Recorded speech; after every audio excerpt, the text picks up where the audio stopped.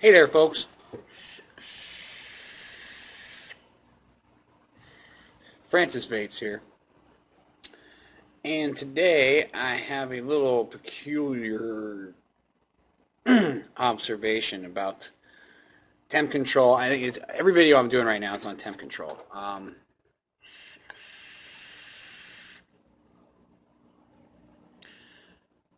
I have been experiencing. I love this Quicksilver. This is a Quicksilver clone that I've had for over a year now, and it kind of just became obsolete when lower gauge wire started getting more popular and people started doing larger builds. This doesn't can't really accommodate your 24 and your 22 and your 20 gauge wire. Really about the limit is a 26 gauge in the way the posts are very small holes. You could probably fit two pieces of 26 in there, but good luck trying to get two pieces of 24 through there. So I've been using this as a temperature control addy. This Quicksilver has a very deep well, it's almost like a Genesis style dripper here. And what I've got in here right now is a 16 wraps around a 2mm nickel. Okay, so it was working really great for a while, and then I rebuilt it because I was experiencing problems. I was getting burnt hits, and the connections were good. I really couldn't understand why it was happening, so I just rebuilt it last night, and I've been tweaking the coil and adjusting it, and it's not in the greatest looking state, but as we can see, it fires pretty good for a single coil 28 gauge nickel wire, and it's been hitting really good. So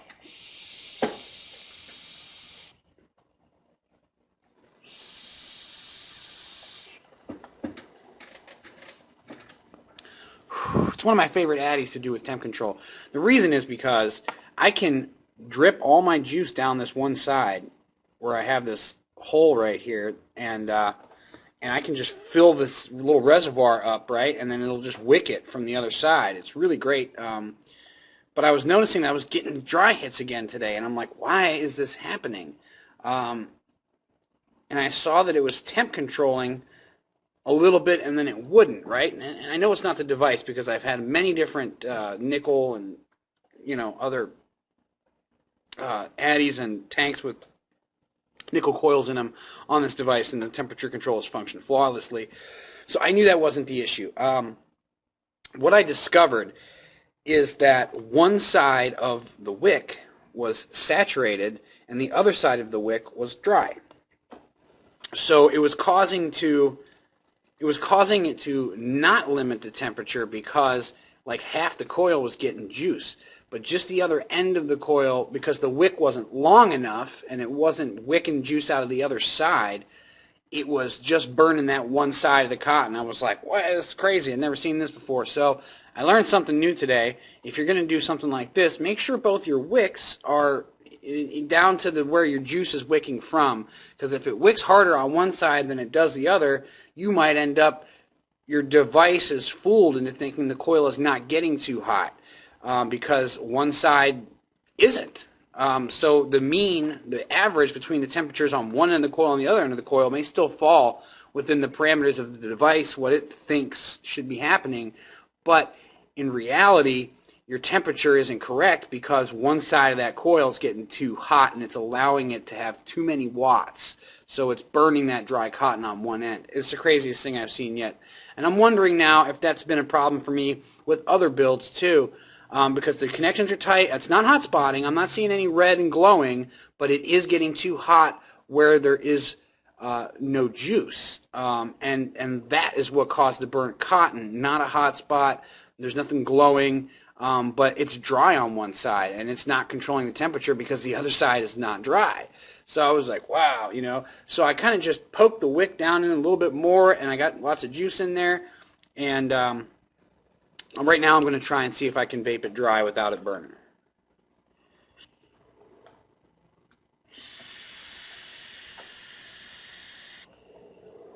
So you got a little bit We got a little burn at the end on that one. That's back to normal now. I think that really long draw, that wick, it dried out on one end. I think I may have to re-wick this because the temperature is being limited very oddly. Still going.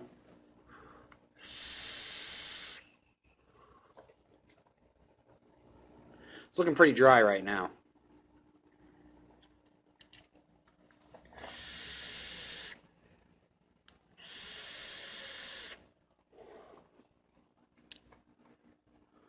Okay, now it's limiting a little more now.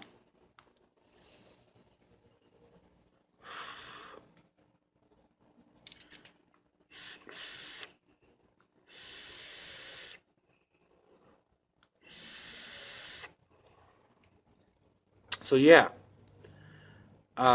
it seems to be doing okay, but as you can see, there's no hot spotting happening here.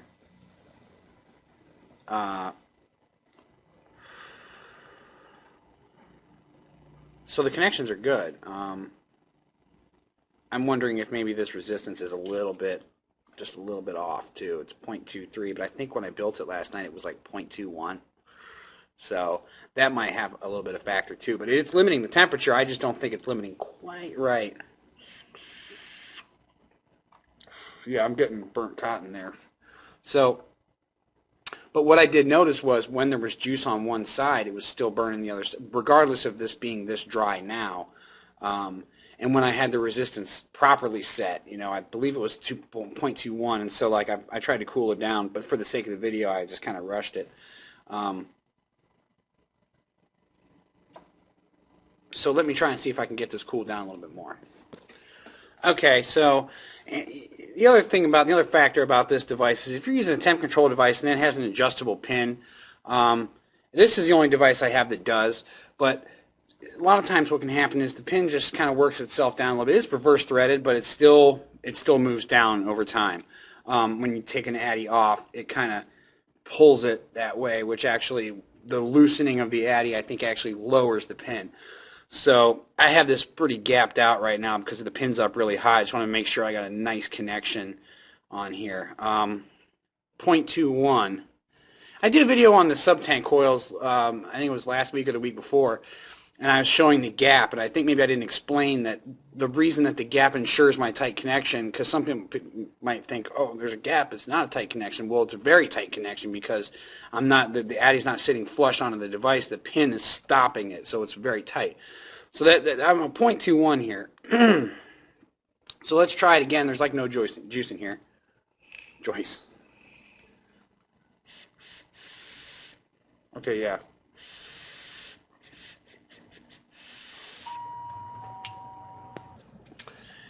Yeah, I'm not getting any burnt hits. It's really limiting it now, the way it should be. Temperature protect, it says now. So yeah, it drying that cotton out to the bone. But I did notice that even with that point, you know, with the correct resistance set at 0.21 ohms, it was drying out one side and not the other, and because most of that coil was getting juice, it was at least half, maybe more, the coil was the same temperature all the way across. But when there's no juice on part of that cotton, you know. So this just goes to show, and I've talked about it before, wicking is like the most important step, in my opinion, because it's easy to tell if you have a hot spot or something like that. You'll see glowing, it's all juiced up, and then you're still getting burnt hits. That's easy to tell, and generally easy to tweak or fix, or sometimes it's just you set the resistance at the wrong temperature. When the coil was at the wrong temperature, it was too hot when you set the resistance or what have you. So that's really important because it's the most difficult, in my opinion, situation to troubleshoot, because you know, I can be looking at it and going like, well, there's juice there, you know. But on that one side, that cotton was dry, so it was burning it, and I just couldn't figure it out. It was driving me crazy.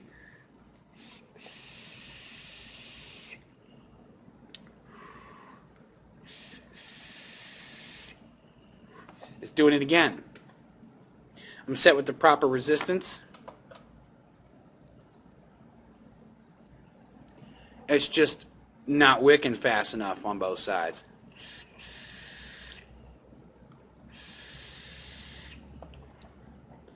You can see no hot spots, nothing glowing. You watch the wattage, it's going 40 watts all the way. Now I'm dripping juice right onto the coil by tilting it this way, but maybe if I go like this. I was just trying to show you the wattage. Oh, there's a little. Let me get a little. Nope. It's limiting the temperature. Wattage is starting to go down. Oh, back up to 40, but that's because I'm tipping the juice right into the coil. Not burning all. So it's just interesting. It's there's a troubleshooting process you go through. It's kind of tricky. So I just had that observation. Wanted to throw up a quick video about it. Check your wicking. If you're getting burn hits, you don't understand why. You might just have one section of that coil that's dry, but it's not limiting the temperature because the rest of the coil is getting juice. So the temperature's not getting too high there. So it's kind of crazy because you have these really long coils when you're doing nickel. So, you know, it's kind of a long way to span. So that happens sometimes. Anyways, I'm Francis Vapes. Once again, guys, thanks for watching. Subscribe, comment, like, whatever, and have a good Friday, people. We'll see you later.